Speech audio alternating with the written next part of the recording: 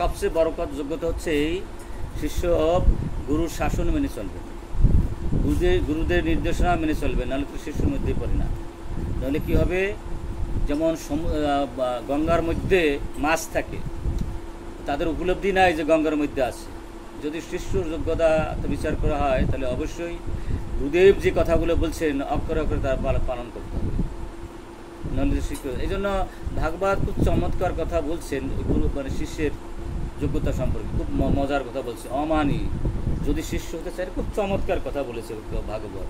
তার মান যার মধ্যে রয়েছে সে যথার্থ শিষ্য হতে পারবে না, যার মধ্যে মাশ্চর্য আছে সেও যথার্থ শিষ্য হতে পারবে না, যার মধ্যে জড়জগতের আসক্তি রয়েছে সেও যথার্থ শিষ্য হতে পারবে না। এবং তার কী করতে হবে, মানে মনে প্রাণে গুরুদেবকে শ্রদ্ধা সম্মান ভালোবাসতে হবে, গুরুর উপরে গুরুগিরি করা যাবে না। সুতরাং গুরুর নির্দেশ অনত মস্তকে ভগবানের চেয়ে বেশি মূল্য দিয়ে সেটা মানতে হবে।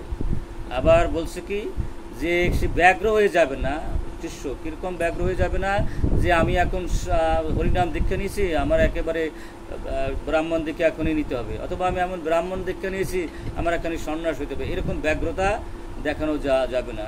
সে হবে যথার্থ শিষ্য। সে যদি যথার্থ ভাগবত ব্যক্তির কাছে প্রশ্ন করে যে প্রভু আমি এটা তো বুঝতে পারলাম না, আমাকে কিন্তু কৃপা করে বুঝিয়ে দিন, এরকম অবস্থা যদি থাকে, আর বিশেষ করে গুরুদেবের কাছে, হ্যাঁ, এবং হবে অমোঘ বাক।